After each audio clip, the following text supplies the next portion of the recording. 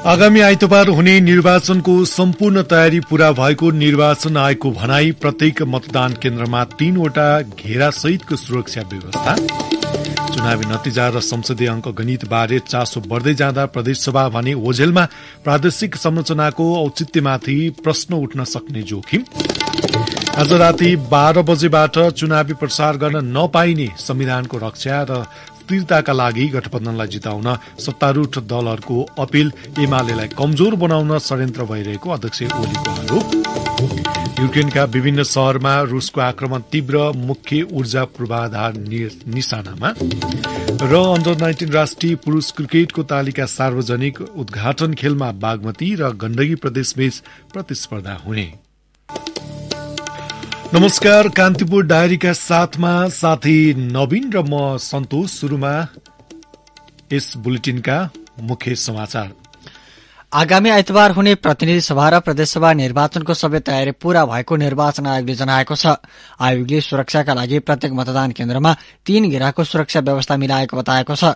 निर्वाचनलाई स्वच्छ, निष्पक्ष, भइरहित, पारदर्शी र विश्वसनीय बनाउन आवश्यक सम्पूर्ण प्रबन्ध मिलाइसकिएको आयोगको भनाइ छ। प्रस्तुत छ निर्वाचन तयारीबारे एक सामग्री। निर्वाचन आयोगका अनुसार यो पटक 1,81,88,570 मतदाता छन्। 10,892 मतदान स्थलमा रहेका 22,227 मतदान केन्द्रबाट मतदान गर्ने व्यवस्था मिलाइएको प्रमुख निर्वाचन आयुक्त दिनेश थपलियाले जानकारी दिनुभयो। यस्तै 141 अस्थायी मतदान केन्द्र रहेको र 4,50,000 अस्थायी मतदाताले प्रतिनिधि सभाको समानुपातिक निर्वाचन प्रणालीतर्फ मतदान गर्ने उहाँले बताउनुभयो। प्रत्यक्ष र समानुपातिक तर्फको उम्मेद्वारी बारे जानकारी दिँदै प्रमुख निर्वाचन आयुक्त थपलियाले भन्नुभयो, पहिलो हुने निर्वाचन प्रणालीका लागि 3,224 जना उम्मेद्वार चुनावी प्रतिष्ठामा हुनुहुन्छ भने प्रदेश सभा समानुपातिक निर्वाचन प्रणालीतर्फ 3,708 जना उम्मेद्वारको नाम अन्तिम बन्द सूचीमा कायम। आसन्न निर्वाचनमा प्रतिनिधि सभा तथा प्रदेश सभाको पहिलो हुने निर्वाचित हुने निर्वाचन प्रणालीको लागि कुल 5,636 उम्मेद्वार चुनावी प्रतिस्पर्धामा हुनुहुन्छ भने प्रतिनिधि सभा तथा प्रदेश सभाको समानुपातिक निर्वाचन प्रणालीतर्फ 5,907 उम्मेद्वारको नाम अन्तिम बन्द सूचीमा कायम गरिएको छ। निर्वाचन आयोगका अनुसार प्रत्यक्ष र समानुपातिक दुवै तर्फका लागि मतपत्र छपाई भएर ढुवानी समेत भइसकेको छ। त्यसबारे जानकारी दिँदै थपलिया, प्रतिनिधि सभा तथा प्रदेश सभाको पहिलो हुने निर्वाचित हुने निर्वाचन प्रणालीका लागि 4,06,05,000 मतपत्र र प्रतिनिधि सभा तथा प्रदेश सभाको समानुपातिक निर्वाचन प्रणालीका लागि 3,98,16,500 गरी कुल 8,04,21,500 मतपत्र छपाई गरी ढुवानी गरिसकिएको छ। विभिन्न देशका प्रमुख निर्वाचन आयुक्त र निर्वाचन आयुक्त सहितको टोलीले समेत निर्वाचन पर्यवेक्षण गर्ने भएका छन्। त्यसका लागि आयोगले स्वीकृति प्रदान गरिसकेको छ। प्रमुख आयुक्त थपलियाले भन्नुभयो, पर्यवेक्षणद्वारा निर्वाचनको विश्वसनीयता अभिवृद्धि गर्न 44 वटा राष्ट्रिय संस्थाका 7,207 जना र 2 वटा अन्तर्राष्ट्रिय संस्थाका 12 जना समेत गरेर 7,219 जनाले पर्यवेक्षण गर्ने अनुमति लिइसक्नु भएको छ। त्यसै गरेर भारत, बंगलादेश, भुटान र मालदिप्सका प्रमुख निर्वाचन आयुक्त र श्रीलंका र दक्षिण कोरियाका निर्वाचन आयुक्त सहितको टोलीले पनि निर्वाचनको पर्यवेक्षण गर्नेछ। नेपाल स्थित 18 वटा कूटनैतिक नियोगका विभिन्न समूहले समेत मतदानको दिन अवलोकन गर्ने। मतदानका लागि मतपत्र र निर्वाचन सामग्री सहित करिब 2,46,960 कर्मचारी एवं आवश्यकता अनुसार सुरक्षाकर्मी मतदान स्थलमा पुगिसकेका छन्। सो तयारीबारे जानकारी दिँदै प्रमुख आयुक्त थपलिया, मतदानमा खटिएका कर्मचारी सुरक्षाकर्मीहरूबाट मतदान केन्द्रको निर्माण कार्य सम्पन्न हुनेछ। मतदान केन्द्र निर्माण गर्दा लैंगिक समावेशी, अपाङ्गता मैत्री, सुत्केरी, गर्भवती, ज्येष्ठ नागरिक, बिरामी र अशक्त मतदाताका लागि सहज हुने गरी बनाउन आयोगले आवश्यक निर्देशन दिएको छ। मतदान शुरू हुने दिन भन्दा 48 घण्टा अघिदेखि मतगणना सम्पन्न नभएसम्म मदिरा बिक्री वितरण तथा सेवन गर्ने गराउने कार्यलाई पूर्ण रूपले निषेध गरिएको छ। त्यस्तै मतदान हुने दिन भन्दा 48 घण्टा अघिदेखि निर्वाचन प्रचार प्रसार लगायत कुनै पनि प्रकारका छलफल, अन्तर्क्रिया, सभा सम्मेलन, कार्यशाला लगायतका कुनै पनि विधि प्रक्रिया वा माध्यमको प्रयोग गर्न नपाइने भएको छ। यसैबीच आयोगले सामाजिक सञ्जाल मार्फत मिथ्या सूचना, दुष्प्रचार एवं द्वेषपूर्ण अभिव्यक्तिका माध्यमबाट निर्वाचनको निष्ठामाथि प्रश्न उठाउने अवस्था आउन नदिन आफूहरू संवेदनशील भएको बताएको छ। चुनावमा हुन सक्ने दुष्प्रचार रोक्न सबै पक्षको सहयोग आवश्यक भएको प्रमुख आयुक्त थपलियाले बताउनुभयो। कसैले कसैलाई धाक धम्की डर वा त्रास देखाई वा अन्य कुनै किसिमले अनुचित प्रभावमा पारी कुनै निर्वाचन क्षेत्र वा मतदान केन्द्रमा निर्वाचनको कुनै पनि काम वा मतदानका कामको निष्पक्षता र स्वतन्त्रतामा असर पुर्याउने काम गरेमा निर्वाचनको काममा खटिएका कर्मचारी, सुरक्षाकर्मी, अनुगमनकर्ता, पर्यवेक्षकका जो कोहीले आफ्नो कर्तव्य सम्झी सूचना दिन, त्यस्तो कार्य रोक्न वा कानून बमोजिम कारबाही गर्न विशेष निर्देशन दिएको छ। आयोगले मतदातालाई कसैको डर, धाक धम्की, प्रलोभनमा नपरी आफूलाई मन परेको राजनीतिक दल तथा उम्मेद्वारको निर्वाचन चिन्हमा मतदान गर्न आग्रह समेत गरेको छ। रेडियो कान्तिपुरका लागि सूरज राज थला। अब कान्तिपुर सविस्तारको पालो। कान्तिपुर सविस्तार।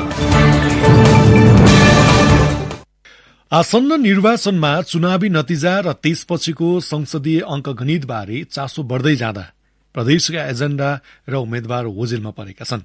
सार्वजनिक वृत्तमा प्रतिनिधि सभाको जति चर्चा छ, प्रदेश सभाका लागि हुन लागेको प्रतिस्पर्धा बारे धेरै चर्चा भएको पाइँदैन। उम्मेद्वार र दलहरूको प्रचार अभियान हेर्दा पनि प्रदेश सभामा उनीहरूले खासै महत्व नदिएको टिप्पणी भइरहेको छ। त्यसैले अघिल्लो कार्यकालमा दलहरू बीचको सत्ता समीकरणको मार खेपेको प्रदेश सभाको महत्व र औचित्यमाथि प्रश्नहरू अझै बढ्दै जाने सम्भावना छ। आगामी निर्वाचनपछि प्रतिनिधि सभा र प्रदेश सभाले दोस्रो पटक निर्वाचित प्रतिनिधि पाउँदैछन्। राजनीतिक दलहरूले टिकट वितरण शुरू नगर्दै संघको उम्मेद्वारबारे चर्चा शुरू भए, तर प्रदेशमा को उम्मेद्वार छन्, कस्तालाई दलहरूले टिकट दिए भन्ने विषयमा सार्वजनिक वृत्तमा बहस त्यति धेरै भएको देखिएन। कतिपय स्थानमा मतदातालाई आफ्नो प्रदेशबाट प्रदेश सभामा प्रतिस्पर्धा गर्न लागेका उम्मेद्वारको नाम समेत थाहा नभएको अवस्था भेटिएका छन्। केन्द्रीय राजनीतिको प्रभाव सबैतिर पर्ने भएका कारण प्रदेशमा पनि प्रभाव परेको सुनसरीमा जनता समाजवादी पार्टी जसपाबाट प्रदेश सभातर्फ समानुपातिक उम्मेद्वार भीम राईको भनाइ छ। उनी भन्छन्, प्रदेशको राजनीतिक शक्तिको व्यास कम भएको हुनाले त्यो स्वाभाविक हो, तर त्यसको छायाको रूपमा होइन।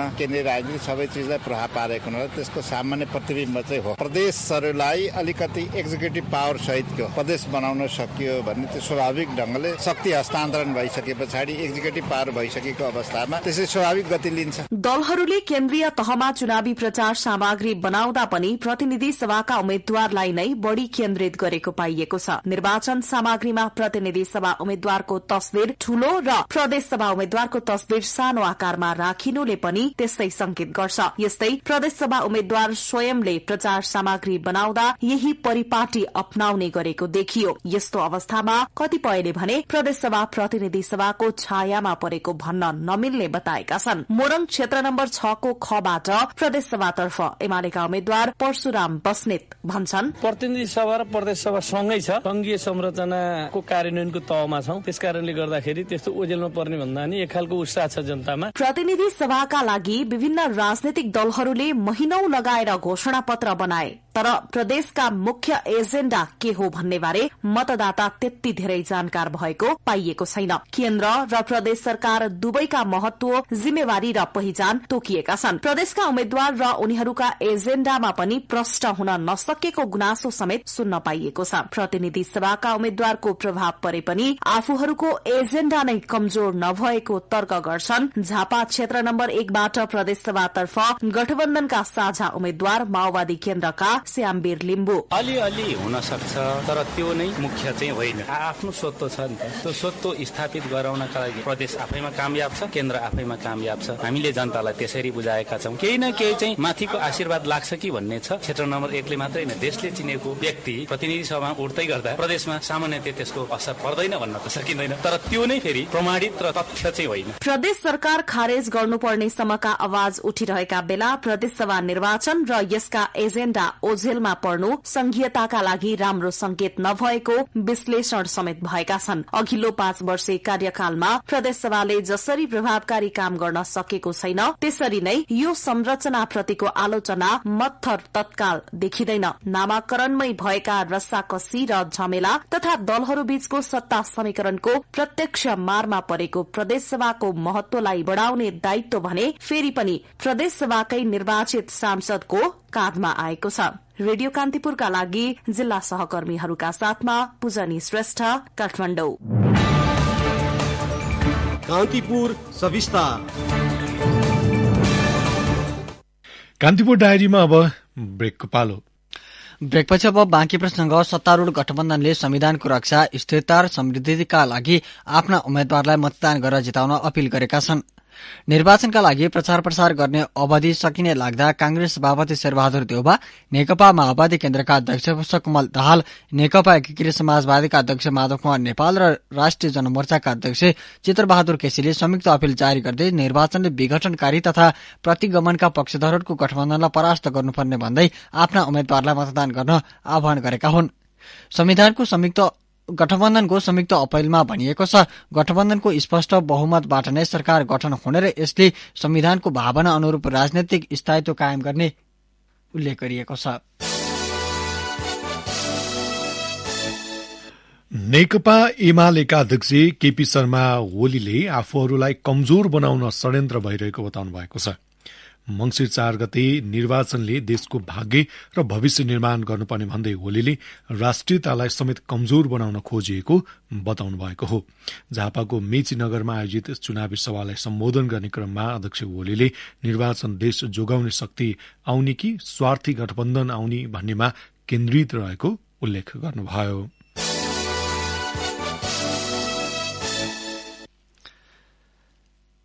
आगामी मंसिर 4 गते हुने प्रतिनिधि सभा तथा प्रदेशसभा सदस्य निर्वाचनका लागि दल तथा तिनका उम्मेद्वारले आज अन्तिम चुनावी सभा आयोजना गरेका छन्। सत्ता गठबन्धनले काठमाडौँको कोटेश्वरमा अन्तिम चुनावी सभा आयोजना गर्यो। सो सभामा माओवादी अध्यक्ष पुष्पकमल दाहाल, एकीकृत समाजवादीका अध्यक्ष माधव कुमार नेपालको उपस्थिति रहेको थियो।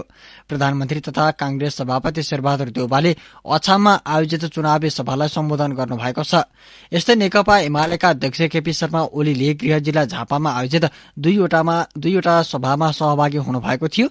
यस्तै राष्ट्रिय स्वतन्त्र पार्टीका अध्यक्ष रवि लामिछानेले चितवनको नारायणी नदी किनारमा अन्तिम चुनावी सभा गर्नुभएको छ। आज राति 12 बजेसम्म मात्र दल तथा तिनका उम्मेद्वारले प्रचार प्रसार गर्न पाउनेछन्। आसन्न निर्वाचनका लागि चितवन क्षेत्र नम्बर 2 मा प्रतिस्पर्धामा रहेका राष्ट्रिय स्वतन्त्र पार्टीका उम्मेद्वार रवि लामिछानेको नागरिकताबारे परेको उजुरीमा निर्वाचन आयोगले प्रमाणको आधारमा निर्णय गर्ने बताएको छ। आयोगको कार्यालयमा आज आयोजित पत्रकार सम्मेलनमा प्रमुख आयुक्त दिनेश कुमार थपलियाले प्रमाणको आधारमा निर्णय गरिने बताउनु भएको हो।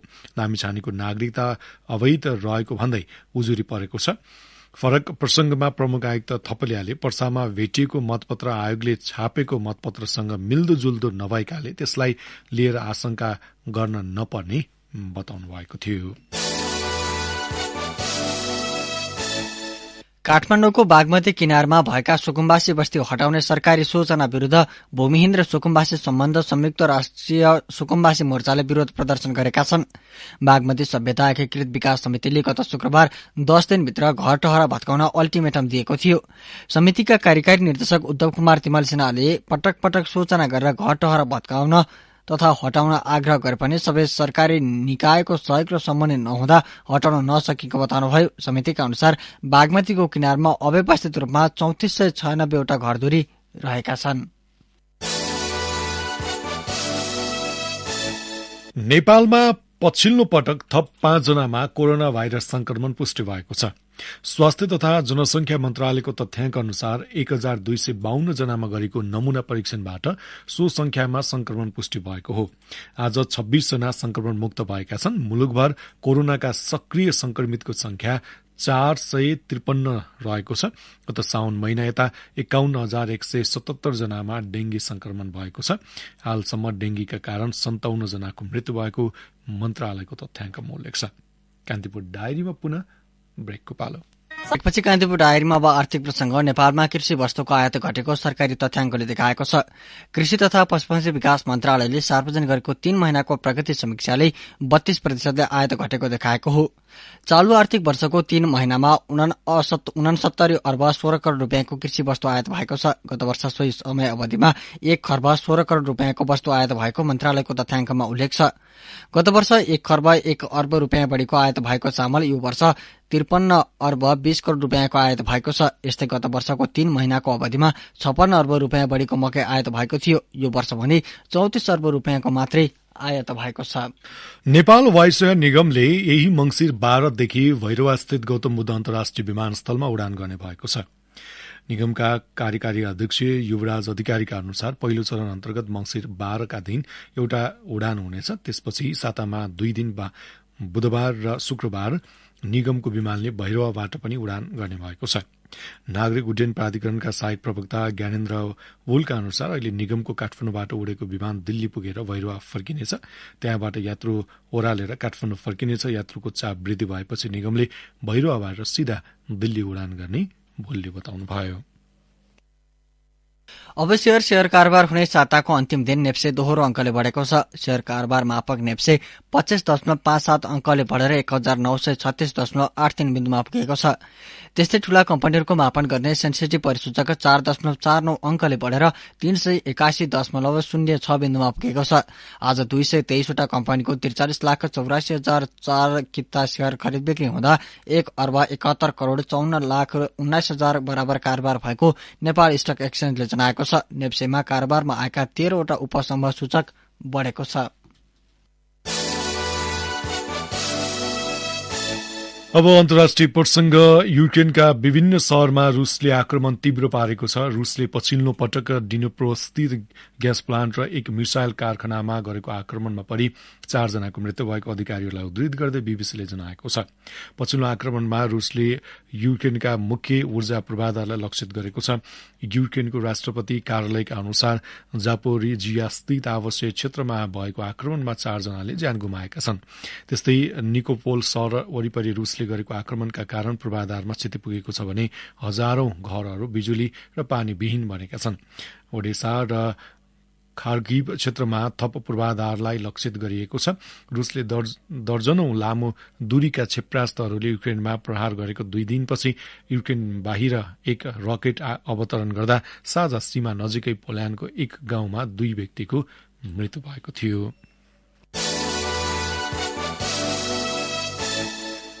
अमेरिकाको तल्लो सदन कंग्रेसमा विपक्षी रिपब्लिकन पार्टीले बहुमत हासिल गरेको छ। कुल 435 सांसद मध्ये विपक्षी दलले बहुमतका लागि आवश्यक 218 सीट सुरक्षित गरेको बीबीसीले जनाएको छ।